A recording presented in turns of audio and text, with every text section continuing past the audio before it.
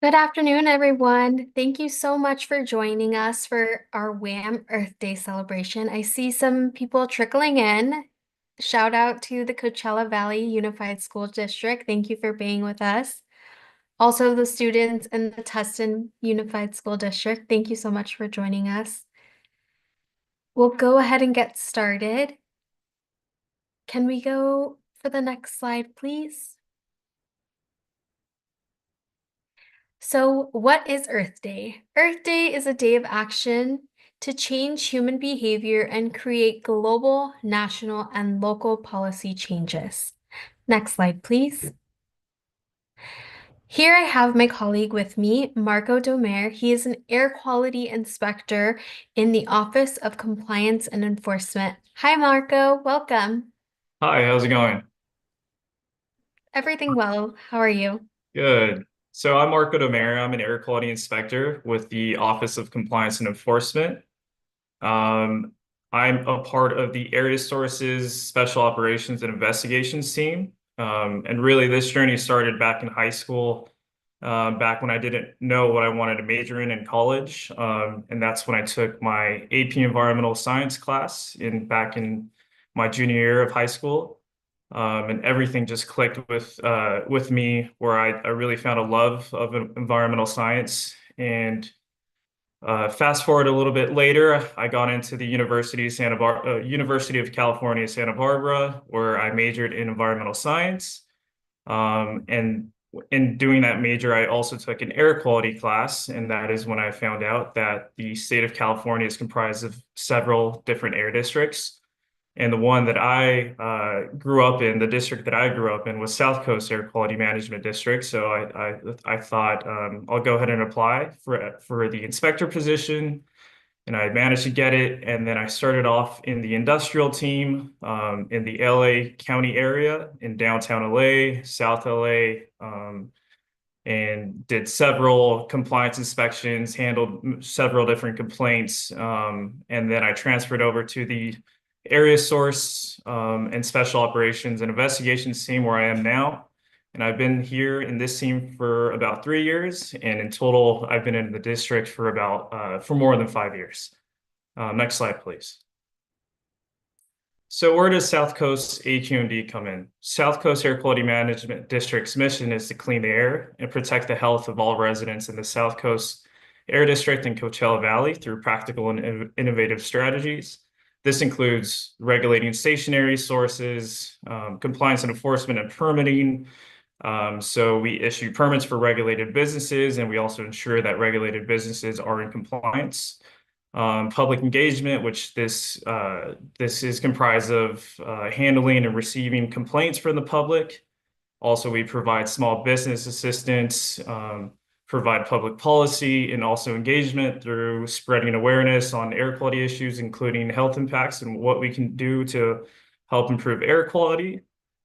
Science and public health, which includes air quality monitoring and analysis, also emissions inventory, health effects, and also other special studies, and also research, development, and demonstration by researching new technology and developing new ideas for air quality. Next slide, please.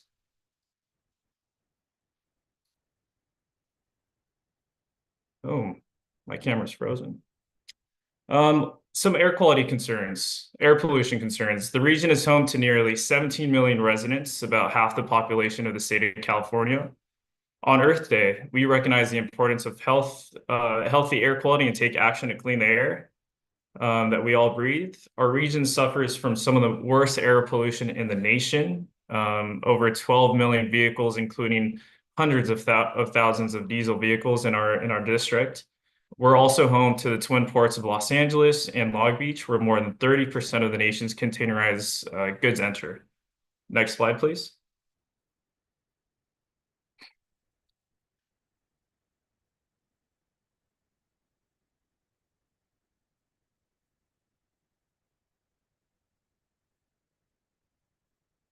So sources of air pollution. Some of the sources include natural sources such as volcanoes, lightning, wildfires, like what we saw recently with the LA fires. Next, please. area sources, this can include fertilizer, oil and gas, livestock, many different sources of air pollution that don't require permits or registrations. Next one, please. Stationary sources, this can include industry, power plants, sewage treatment, etc. Next one, please. And then mobile sources, which contributes to most of the air pollution in our district. This can include airplanes, cars, trucks, buses, and motorcycles. Next, please. And all of this contributes to the total of air pollution in our district. Next one, please. So why is air quality important? Air pollution can impact plants, animals, and most importantly, us. Children, seniors, and people with compromised health are more sensitive. Air pollution affects health and quality of life. This includes respiratory diseases, cardiovascular diseases, cancer, and other diseases, and also sometimes premature death. Next slide, please. So here are 10 things that you could do to help clean the air. Number one would be walking, taking a bike, carpooling, or taking other public transportation when possible. Second would be reducing, reusing, and recycling every day. I know at home we recycle cans, bottles, and we go take them instead of just throwing them into the dumpster. The third one would be to be staying informed and getting involved. And you can do this by getting news, air quality alerts, events, and other updates with our website at www.aqmd.gov, or you can also download the South Coast AQMD mobile app, which also provides you a real-time view of what's in the air, in your air, most directly around you, and what the main pollutant is at the time. And then number four, reporting smoking vehicles and suspected air pollution violations by calling our hotline at 1-800-CUT-SMOG, or you can also submit complaints online or also via the mobile app. And to be honest with you, we get informed lots of times with public complaints, so it's very helpful. Number five would be planting a tree. Plants can help improve air quality in your neighborhood and provide shade during hot summer months. Next slide, please. The sixth way would be saving energy.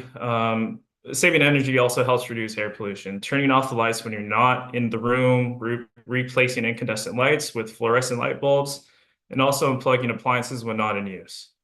Next one would be eating and shopping locally and choose products that use recycled materials when possible. Number eight would be considering a career in science and environmental and public policy field. You can always make a difference and help is always needed. Next one would be choosing environmentally friendly products that are not made with smog-forming chemicals like low or zero VOC paints and cleaning supplies. Avoiding aerosol sprays. If you go to your local Home Depot, Lowe's, or other hardware stores, you can find products that will have on the label that says low VOC. For your outside, on the exteriors of your homes, interior, it all makes a difference. And number 10 would be avoiding wood fire burning, especially during the winter months. Burning wood produces pollution that can be harmful to your health. This creates PM 2.5 and also aggravates some respiratory health issues. Next slide, please. So now is for the questions part, if anybody has any questions for me or anybody else on the team. Teachers and students, you're welcome to place your questions in the Q&A section. There is a Q&A button at the bottom of your screen, and we will go ahead and answer the questions as we see them trickling in. One question that we do have is, what do you find most rewarding about your career at South Coast AQMD? Sure, great question. I really do feel like every day that I go out into the field and conduct inspections or investigations, and ensure that compliance is met with our rules and regulations, I do feel like I do provide a positive impact to the local communities, especially being a resident my whole life. It's something that's very important to me. Also, you get a sense as an inspector that you do help clean the air that we breathe every day through little steps or sometimes big investigations that we have. That's awesome. What does a typical day or work day look like in a role like yourself? So once I start my day, I check to see if any complaints were received the day prior or during our after hours. If so, I'll go ahead and handle those complaints, start conducting investigations.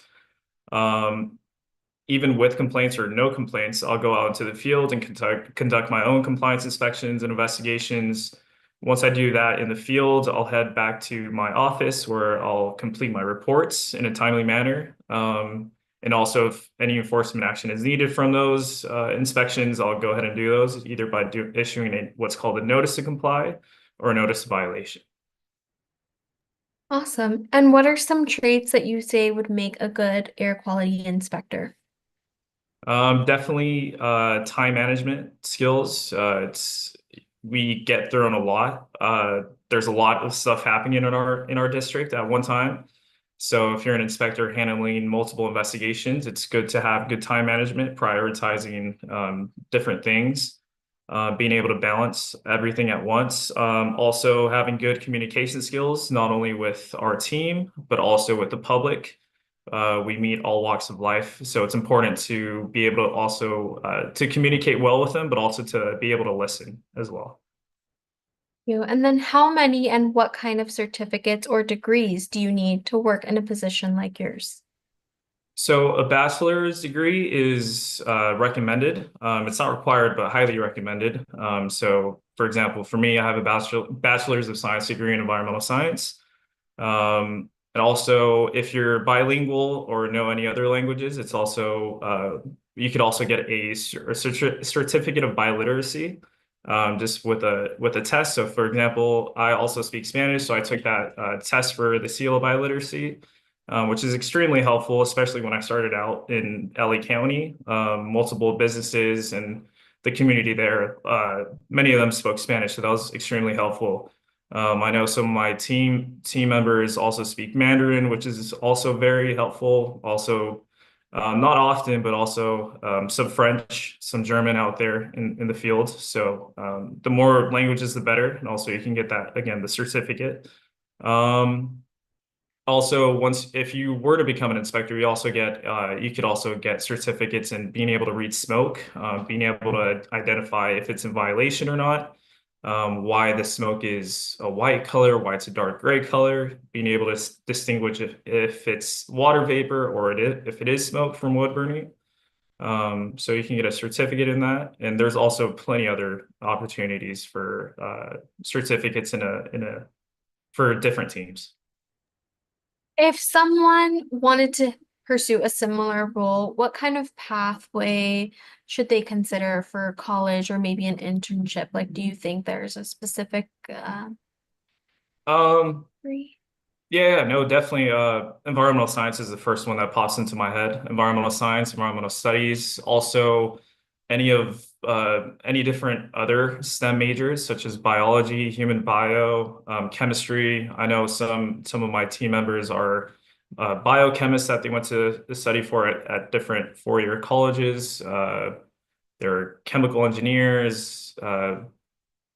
So anything STEM related, but doesn't have to be. Also, there's uh, uh, political science as well. That can also help, especially with government.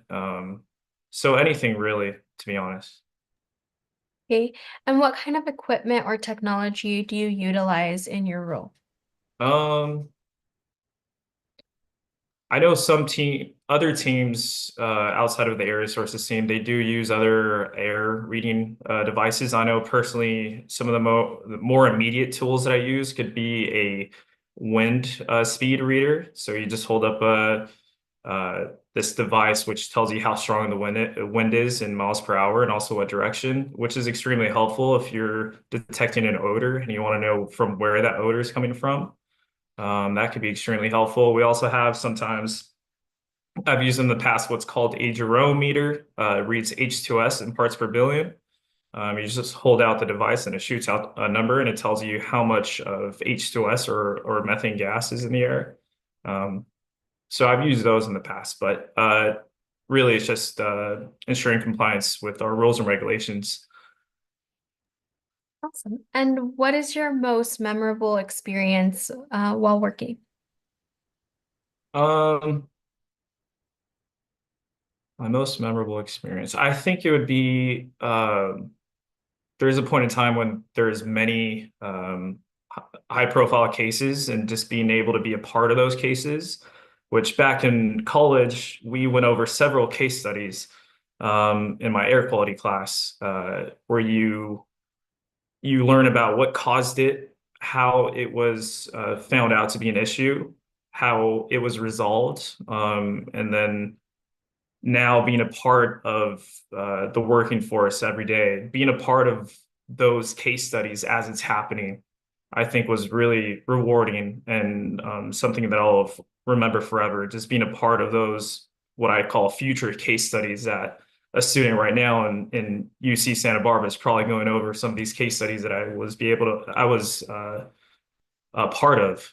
So I think that was really neat to be able to work things out with your team, try to figure out what could be the cause of it, finding the cause of it, and also holding those people accountable for what happened through some enforcement action. So that was really neat. And you mentioned you're currently on the area sources team of inspectors. Was that always your long-term goal, or how did you start and where do you see your career evolving into? Yeah, definitely.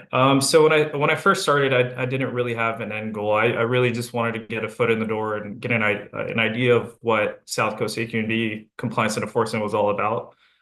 So again, I did start in the industrial team, which I did really enjoy, but then I did see what Area Sources was doing. And they do more covert operations, which I thought was really fun, to be able to go to facilities in a covert setting.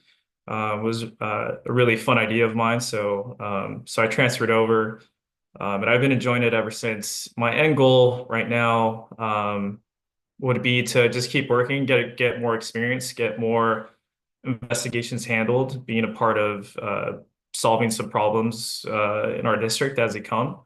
Then just I think supervising a team of inspectors, being able to share the experience that I've had, stuff that I've learned, I think would be really beneficial um, for the district. I think would be, and also for myself, I think that would be really fun. And then yeah, just see what opportunities come as they come my way. So. Very nice, very nice. And finally, what is your favorite way to celebrate Earth Day? Definitely being outdoors. I think if it's Earth Day, to be outdoors, taking a walk, enjoying the fresh air, the breeze that comes by, taking your dog on a walk. Also, in the past other years, I've helped build gardens for local communities, which is also very fun to do and also very beneficial for the local communities to help grow fruit and vegetables. Um, Also, if you see trash, which I've done in the past too, as I'm walking, if I see trash on the ground, I'll definitely pick it up. If it's waste, just general waste, throw it in the dumpster. But if it's recyclables, maybe have a bag on hand, start collecting those, take it to a local recycling center. Um, and again, just being outdoors, Mother Nature's provides so many great things for us. So it's, I think, in my opinion, very beneficial just to enjoy everything Mother Earth provides to us. Thank you, Marco, and thank you to everyone who joined us. I just want to share some information. If you all would visit our aqmd.gov website, you can find under our careers page some information about future internship opportunities. Thank you so much, everyone, for joining us for Earth Day, and we hope you have a wonderful rest of your day.